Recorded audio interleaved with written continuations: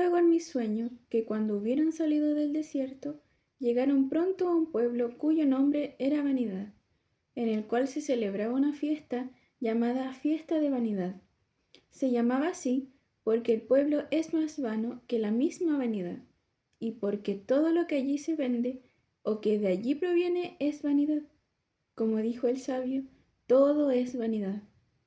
Esta feria no es moderna, sino muy antigua. Desde hace 5000 años hay viajeros que viajan a la ciudad celestial, como ahora estas dos buenas personas y Belzebub, Apolión y Legión con sus compañeros, notando que el camino por el que los peregrinos viajaban pasaba por este pueblo de vanidad, acordaron establecer esta feria durante todo el año para la venta de toda clase de vanidades.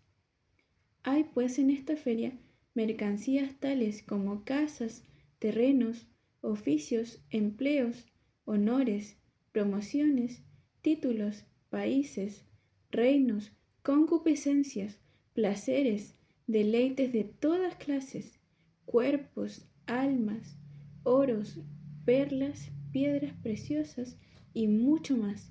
También se pueden encontrar siempre en esta feria impostores, engañadores, juegos de azar, necios, pícaros y vibrones de toda clase. Ahora bien, como he dicho, el camino a la ciudad celestial pasa precisamente por el pueblo donde se celebra esta feria tan famosa, y el que quiera ir a la ciudad celestial sin pasar por ella, por fuerza tendría que salirse del mundo. El propio príncipe pasó un día en la feria y, según creo, era Belzebú el dueño principal de la feria, quien le invitó en persona a comprar sus vanidades. Sí, y hasta lo hubiera nombrado señor de la feria si hubiese consentido hacerle una reverencia al pasar por el pueblo. Más aún, como era una persona de tanto honor, Belzebú lo acompañó de calle en calle y le enseñó todos los reinos del mundo en muy poco tiempo, con el fin de tentar, si fuera posible, a ese bendito y hacerle comprar algunas de sus vanidades. Por lo tanto, esta feria es muy antigua y es una feria muy grande. Estos peregrinos, como he dicho, tuvieron que pasar por esta feria, pero cuando entraron a la feria hubo una conmoción a causa de ellos, porque los peregrinos vestían ropas muy diferentes a las que usaban en esa feria, y su lenguaje les era extraño, pues por supuesto hablaban el idioma de Sion. Pero los que atendían la feria eran hombres de este mundo, por lo que de un extremo al otro de la feria se veían unos a los otros como bárbaros. Pero lo que no les causó nada de gracia a los mercaderes era que estos peregrinos no les interesaban sus mercancías, ni siquiera las miraban. Cuando los llamaban para que compraran algo, se tapaban los oídos y exclamaban: «Aparta mis ojos, que no vean la vanidad», y miraba hacia lo alto, dando a entender que sus negocios estaban en el cielo. Cuando alguien en tono de burla les preguntó ¿qué van a comprar? «Compramos la verdad», contestaron con toda seriedad. Ante esto, algunos se burlaban, otros los insultaban y otros incitaban a otros a pegarles. Al fin fue tan grande el tumulto que ya no hubo orden en la feria. Pronto tuvo conocimiento de ello el principal de la feria, quien apareció prestamente y mandó a algunos de sus amigos de más confianza que se llevaran a estos hombres para examinarlos. Los que los examinaron les preguntaron de dónde venían, a dónde iban y por qué vestían ropas tan raras. Los hombres contestaron que eran peregrinos y extranjeros del mundo, y que iban a su propia tierra, la Jerusalén celestial. Dijeron que no habían dado motivo a los pueblos ni a los vendedores para que los insulten como lo habían hecho, ni para impedirles que siguieran su camino. Solo fue que cuando uno les preguntó qué iban a comprar, les contestaron que solo querían comprar la verdad. Pero a los que examinaban no creyeron que fueran más que unos lunáticos y desvariados.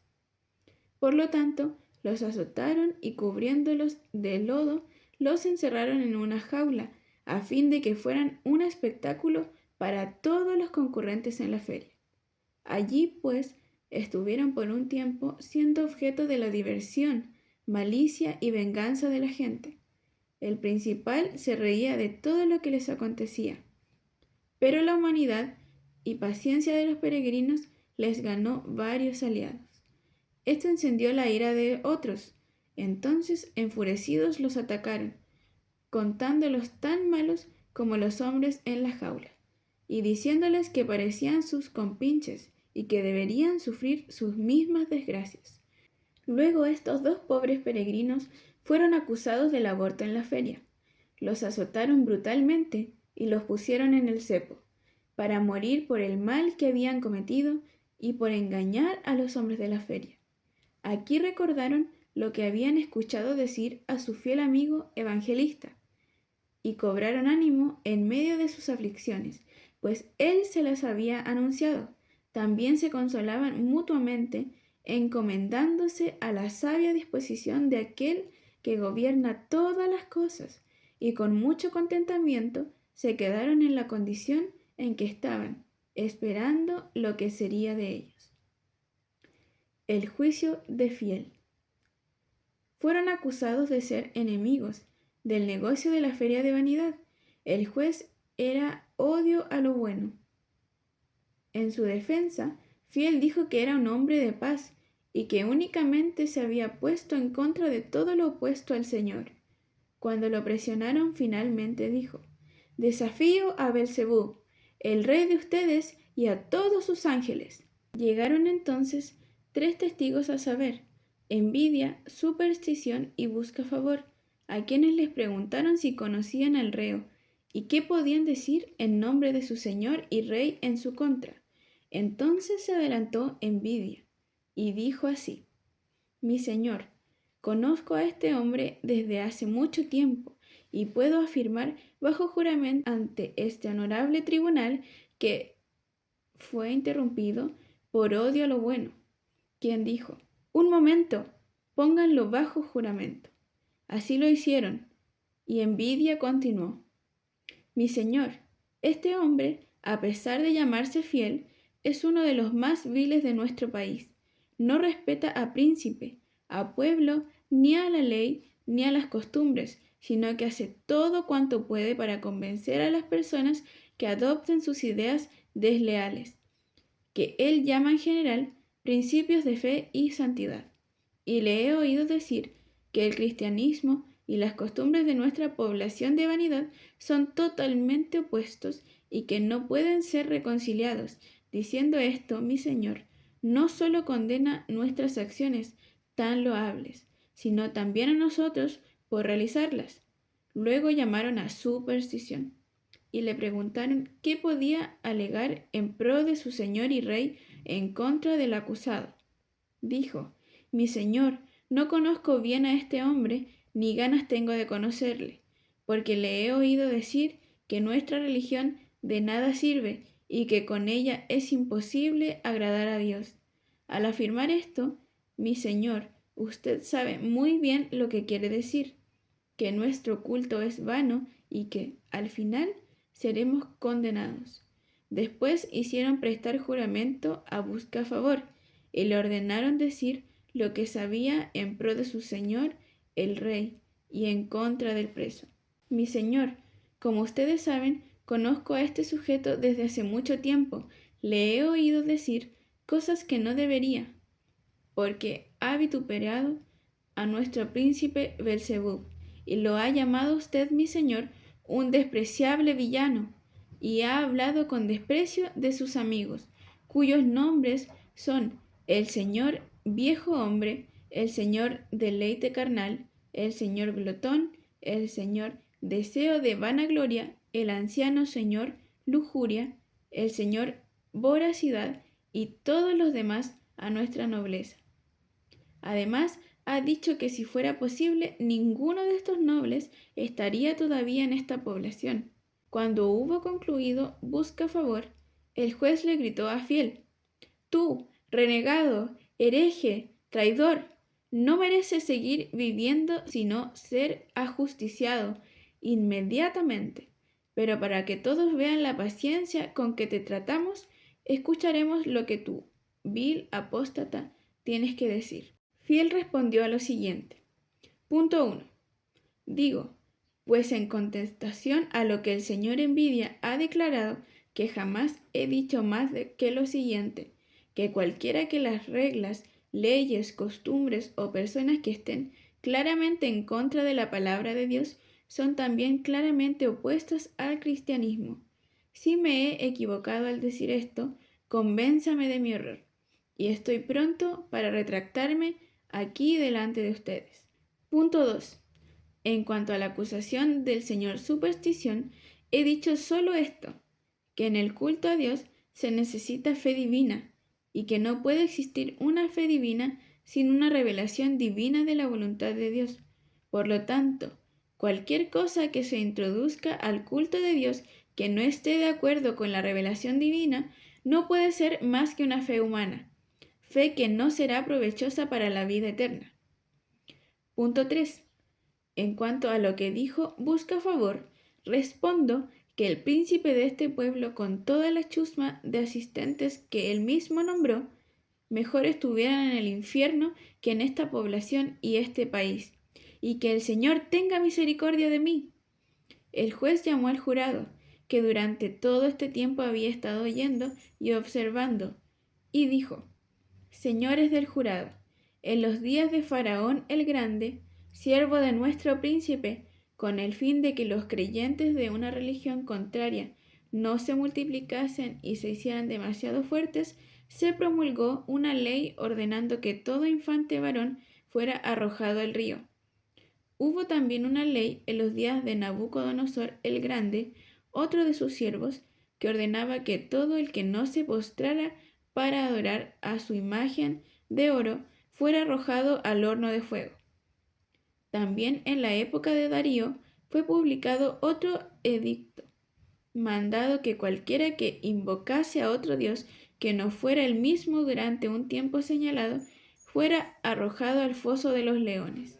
Ahora bien, el acusado ha quebrantado la esencia de estas leyes, no solo de pensamiento, lo cual es intolerable. Por lo tanto, continuó diciendo, aquí es evidente un crimen, pues disputa contra nuestra religión, y por la traición que ha confesado merece la pena de muerte. Con esto se retiraron los jurados para deliberar. El primero, el principal, el señor Segedad dijo: Veo claramente que este hombre es un hereje.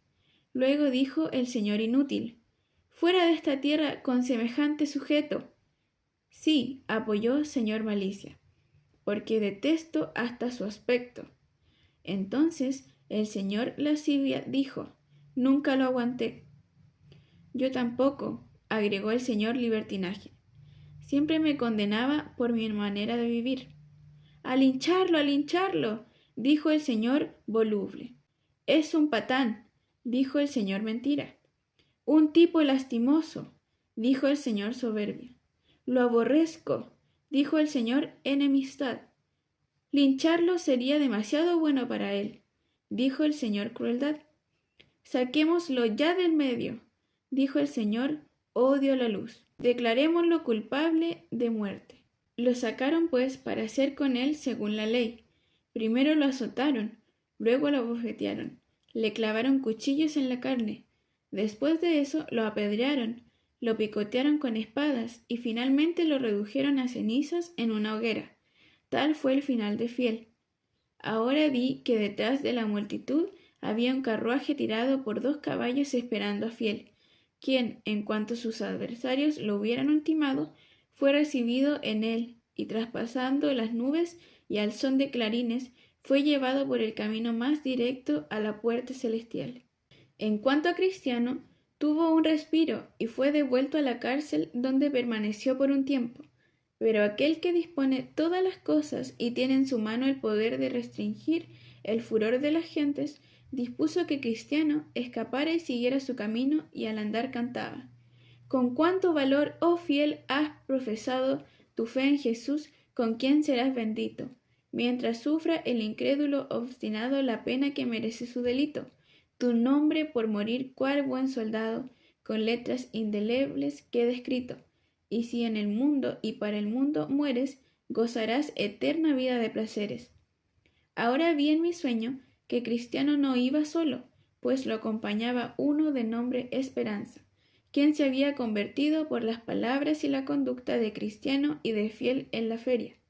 Así uno murió por dar testimonio de la verdad y otro se levantó para ser compañero de Cristiano en su peregrinaje. Esperanza le dijo a Cristiano que también había muchos otros de la feria que a su tiempo seguirían su ejemplo.